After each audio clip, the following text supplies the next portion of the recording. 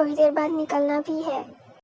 अब हाँ डैड, बस थोड़ी देर बाद रेडी होना है। ये क्या बात है, इतनी उदास क्यों लग रही हो? आज तुम्हारी एंगेजमेंट है और ना ही तो कोई स्माइल और ना ही तो। नहीं नहीं, ऐसा कुछ नहीं है, मैं तो बहुत खुश हूँ। अच्छा ओके फाइन, जाओ रेडी हो जाओ। इतना बोलकर मिस्टर ली वहाँ से चले जाते हैं।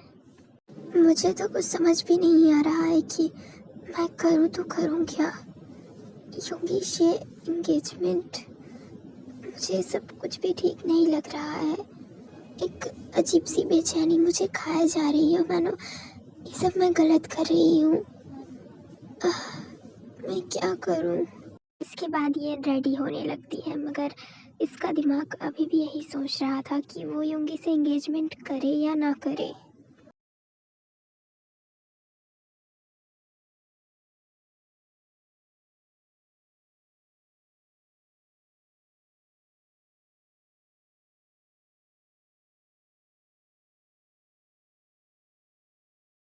कोई और ना सही, मगर ये ज़रूर खुश हो जाएगी।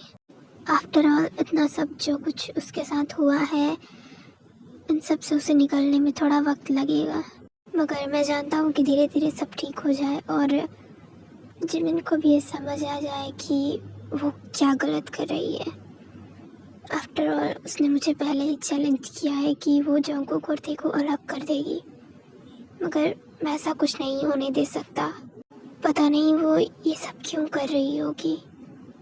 एक सेकेंड, क्या मैं उसके कमरे में जाकर कुछ ऐसा ढूंढूं जिससे मुझे उसकी सच्चाई पता चल सके कि वो कहाँ से है और ये सब क्यों कर रही है। और हाँ, अभी एंगेजमेंट पर तो वो अपने कमरे से बाहर ही होगी ना, मुझे उसके कमरे में जाकर चेक करना होगा। क्या पता मुझे ऐसा कुछ मिल जाए जिससे मुझे पता चल सके। योंगी ये सब कुछ सोचते हुए अपने कमरे से बाहर आता है, मगर उसे क्या पता था कि उसे सामने क्या नजर आ जाएगा। Let's see. हाँ,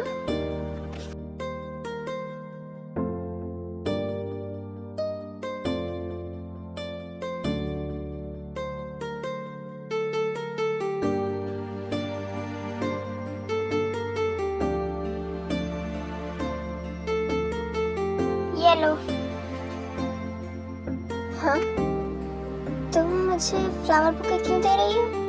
कहीं कहीं कल की वजह से इसका दिमाग तो नहीं आ गया? ओह हेलो मिस्टर मजनू, ख्वाबों की दुनिया से बाहर आओ। ये बुके उधर पीछे लगाना है, इसलिए तुम्हें दिया है, और ये तुम्हारी मॉम ने भेजा है। और हाँ, ये बात तो हमेशा के लिए याद रखना कि मेरे हाथों से बुके पाना कोई रेयर इंसिडेंट से कम नहीं है। ओके? या ऑफ कोर्स रेयर तो होगा ही, क्योंकि जिसे कभी बुके मिला नहीं वो किसी और को बुके क्या ही देगी, है ना? या ये तो तुम्हें पता चल ही जाएगा थोड़ी देर बाद। इतना बोलकर जिमिन वहाँ से चली जाती है। मुझे बड़े ही अच्छे से पता है, इसके घमंड को तोड़ने में सबसे बड़ा हाथ मेरा ही होगा। योंगी ये सब सोचते हुए हंसते हुए नामजिन के कमरे की तरफ चला जाता है। मॉम? हाँ योंगी? ओह गॉड, देखो तो नामजिन, तुम्हारा बेटा कितना हैंडसम लग रहा है। हाँ भाई, अब बेटा किसका है? हाँ जरूर। इसके बाद योंगी नामजुन के पास आकर बैठ जाता है। डैड, मैं जानता हूँ कि आपकी ऐसी हालत किसने की है, और मैं उस इंसान को छोड़ूंगा भी नहीं, लेकिन अभी उस इंसान के खिलाफ मेरे पास ऐसा कोई भी सबूत नहीं है जिससे मैं ये कह सकूं कि उसने ही ये सब किया है। मगर मैं ये दावे के साथ कह सकता हूँ कि ये सब उसी ने किया है। आज मैं उसके खिलाफ कोई सबूत ढूंढने जा रहा हूँ। आई होप सो कि मुझे कोई सबूत भी मिले और मुझे ये समझ भी आ जाए कि वो कौन है और ये सब क्यों कर रही है। योंगी के ये सब कहने पर नामजुन बहुत ही ज़्यादा कोशिश करके उसका हाथ कसकर पकड़ लेता है। हाँ डैड, क्या हुआ? नहीं, डैड को क्या हुआ? ये मुझे नहीं क्यों कह रहे हैं? युंगी को ये समझ ही नहीं आता कि नामजुन उससे नहीं क्यों कह रहा था। मॉम मॉम जिमिन को बुलाइए, डैड पैनिक कर रहे हैं, प्लीज। जिन दौड़ कर जाती है और जिमिन को बुलाकर लेकर आती है। हाँ, अभी अभी तो इन्हें दवाई दी थी, फिर अब मिस्टर मिन हटिए यहाँ से। इसके बाद जिमिन नामजुन को चेक करती है। अब क्या किसी ने इनसे ऐसा कुछ कहा है जिससे ये टेंस होने लगे? तो क्या मेरी वजह से डैड? क्या आपको इतना भी नहीं पता कि एक मरीज के सामने ऐसी कोई बात नहीं की जाती जिससे उसका बीपी हाई हो? ऐसे मायोकार्डियल इन्फेक्शन भी हो सकता है। हाँ, मायोकार्डियल इन्फेक्शन, हार्ट अटैक। क्या? अभी अभी डैड ठीक तो है ना? ठीक तो है, मगर मैं आपसे रिक्वेस्ट कर रही हूँ कि प्लीज़ इनसे ऐसा कुछ मत कहिए जिनसे इनका बीपी और हाई हो। इतना बोलकर जिमिन वहाँ से चली जाती है। डैड मुझे किस चीज़ के लिए नहीं कह रहे थे, मुझे कुछ समझ क्यों नहीं आया। और जिमिन को देखकर तो उनकी बॉडी में ऐसा कुछ नहीं हुआ, फिर मेरे ऐसा कुछ कहने पर ही क्या डैड मुझसे कुछ कहना चाहते थे? इट्स ओके युंगी, तुम्हारे डैड को कुछ नहीं होगा। मैं जानती हूँ कि वो जल्दी ठीक हो जाएंगे। तुम जाओ, बाकी की तैयारियाँ देख लो, मैं बस आती हूँ।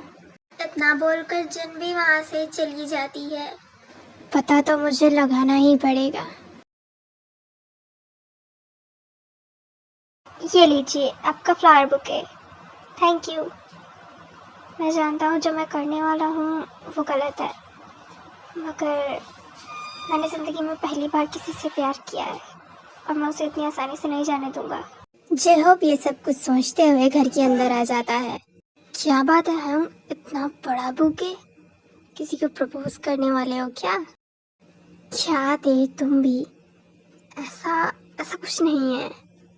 ओह, शर्मा रहे हो? मतलब तो पक्का ऐसी बात है। मैं अब भी मॉम को बता कर आती हूँ। क्या? अरे अरे दे, ऐसा कुछ नहीं है, ये तो बस लगवाने के लिए है। अच्छा ठीक है, नहीं बताती। अच्छा ये बताओ, आपकी कोई गर्लफ्रेंड है? नहीं, मैं पहले ये प्यार व्यार इन सब में पढ़ा नहीं था ना। पढ़ा नहीं था मतलब अब पढ़े हो, मतलब किसी से प्यार करते हो? बताओ ना कौन है? ते की पेशेंस, थोड़ा रुक जाओ, धीरे धीरे सबको पता चल जाएगा। ओके हाँ ठीक है। लगता है ये और उसकी फैमिली वाले आ गए। ओह गॉड, मुझसे तो अब वेट ही नहीं हो रहा। लगता है होने वाली भाभी आ गई। हाँ, अब जाइए, सभी को बुला कर लेकर आइए। इसके बाद वो सभी ये और उसकी फैमिली का वेलकम करते हैं। हाँ, हे जिम्मो, कैसी है? मैं तो ठीक ही हूँ, मगर ये जो स्माइल है ये फेक वाली क्यों लग रही है? नहीं जिमिन, सब ठीक है, और मैं तो इस एंगेजमेंट से बहुत ही ज़्यादा खुश हूँ, और तो कुछ हुआ नहीं है, फिर मैं क्यों उदास रहूँगी? हाँ, मगर मैंने तो तुझसे ये पूछा ही नहीं कि तू इस एंगेजमेंट से खुश है या नहीं। सच सच बोल। वो क्या जिमिन, तू भी ये पुरानी बातें लेकर बैठ गई। हमें हमें एंगेजमेंट पर फोकस करना चाहिए। मैं चलती हूँ। मैं जानती हूँ कि तुम किस बात से परेशान हो। खैर, उस दिन वो बच गया क्योंकि वो दिन मेरा अनलकी था। जिमिन, इन सब को हुए बहुत समय हो चुका है, और प्लीज़ अब ये सब साइड करो। मुझे इन सब के बारे में नहीं सोचना है, मुझे बस अपने और युंगी के ऊपर फोकस करना है। इतना बोलकर येन वहाँ से चली जाती है। इसका दिमाग कुछ और कह रहा है, जुबान कुछ और कह रही है, और दिल कुछ और कह रहा है। इसके अंदर चल क्या रहा है?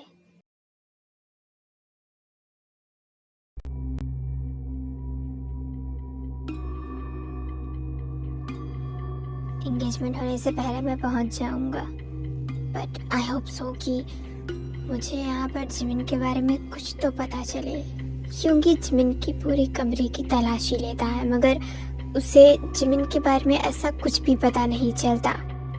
यहाँ पर तो ऐसा कुछ भी नहीं है जिससे मुझे समझ आए कि जिमिन ये सब क्यों कर रही है। लेकिन हाँ, ये तो कोई बॉक्स लग रहा है, लेकिन ये खुल क्यों नहीं रहा? ओह शिट, लगता है कोई आ रहा है, मुझे कहीं पर छुपना होगा। यूंगी वो बॉक्स उसकी जगह में रख देता है और वॉशरूम के अंदर जाकर दरवाजे के पीछे छिप जाता है। हाँ, मुझे ऐसा क्यों लगा कि मेरे कमरे में कोई था। लीव दैट, मेरा फोन। चलो। इसके बाद जिमिन खुद से बातें करते हुए वहां से चली जाती है। येन, आ जाओ, हम एंगेजमेंट शुरू करते हैं। और जंगकुक, क्या तुम यूंगी को बुला ले आओगे? Okay mom. जंगकुक जाकर देखता है कि यूंगी तो अपने कमरे में है ही नहीं। मॉम, हैंग तो कमरे में नहीं है। क्या? लेकिन मुहूर्त के वक्त पर ये कहाँ चला गया? मैं देख कर आती हूँ। या ऑफ कोर्स। इसके बाद जिन यूंगी के कमरे में जाती है। इससे कहा भी था कि कहीं भी ना जाए, मगर ये मेरी बात सुनता कहाँ है। यूंगी। मॉम। हाँ, यूंगी तो कहाँ चला गया था? तुझे पता भी है मैं कितनी ज्यादा परेशान हो गई थी। वो मैनेजर का फोन आया था तो बस मैं उससे बात करते हुए टेरेस की तरफ चला गया। वैसे आप इतनी परेशान क्या हुआ? कुछ नहीं, अब चल मेरे साथ। इसके बाद वो दोनों बाहर हॉल में आते हैं। नहीं, तुम मेरी बात सुने बिना यहाँ से कहीं भी नहीं जाओगी। प्लीज येन, बस एक बार मेरी बात सुन लो। जी हो, प्लीज। देखो, यूंगी भी आ गया है, एंगेजमेंट होने दो, उसके बाद तुम्हें जो भी बात करनी है तुम कर सकते हो। नहीं येन, मैं इसे अब होने नहीं दे सकता। जी हो, प्लीज, एंगेजमेंट के बाद हम बात करेंगे ना। प्लीज अभी मुझे जाने दो। यूंगी भी आ चुका है और एंगेजमेंट शुरू भी हो गई है। प्लीज मुझे जाने दो। येन, आओ बेटा स्टेज पर। अब तो यूंगी भी आ गया। और जेब से ऐसे भी क्या इम्पोर्टेंट बात कर रही हो जो एंगेजमेंट से भी ज़्यादा ज़रूरी है? अब हाँ डैड, बस आ ही रही हूँ। पहले बेटा गायब हुआ और अब लड़की दूसरे लड़कों के साथ बात कर रही है। वाओ। मिस्टर ली के ये कहने पर सभी हंसने लगते हैं और इससे यूंगी को थोड़ा गुस्सा आ जाता है और वो येन के पास जाता है। येन, मुझे लगता है कि शायद हमारी एंगेजमेंट तुम्हारी बातों से ज़्यादा ज़रूरी है, तो तुम स्टेज पर चलोगी या फिर वो। येन, चलो। हाँ, जियो, छोड़ो येन का हाथ। यूंगी के इतना कहते ही हॉल में मौजूद सभी उन तीनों को देखने लगते हैं। ट्रायंगल लव, तो ये बात है। इस स्टोरी में तो और क्रिप्स मजा ही आ रहा है। लगता है देवर और भाभी का कुछ ज्यादा ही पर्सनल चल रहा है, इसीलिए तो ये जाना नहीं चाहती। जियो, प्लीज छोड़ दो मेरा हाथ। येन की आंखों में आंसू देखकर जेहब को थोड़ा बुरा लगता है और इसलिए वो येन का हाथ छोड़ देता है, मगर अंदर से उसे भी ये सब हर्ट कर रहा था।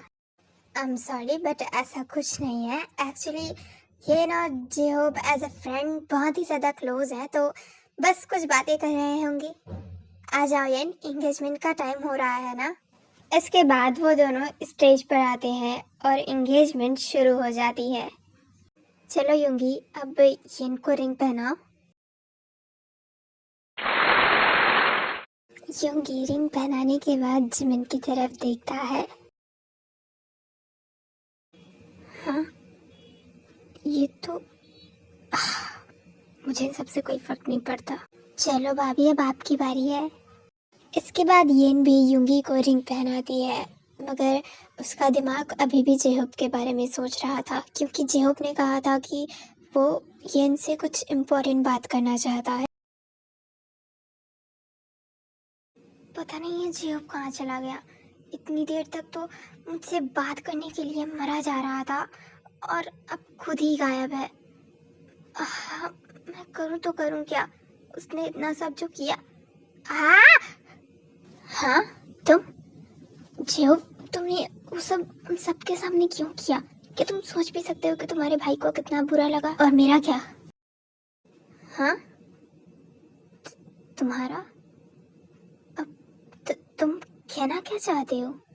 मुझे घुमावदार बातें नहीं आती और ये तुम भी जानती हो, इसलिए मैं सीधे सीधे कहता हूँ कि मैं उन सब बातों का कुछ ज़्यादा ही ओवर रिएक्ट कर दिया था। इस वजह से मैं तुमसे माफ़ी भी मांग रहा हूँ। प्लीज़ मुझे माफ़ कर दो। I am really sorry.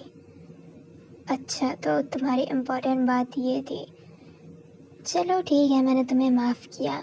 अब हम दोनों एक दूसरे को समझ सकते हैं कि हमने कैसे कैसे दिन देखे हैं, तो नो प्रॉब्लम। अब हाँ, ये इम्पोर्टेंट बात तो थी ही, मगर मुझे तुमसे कुछ और भी कहना था।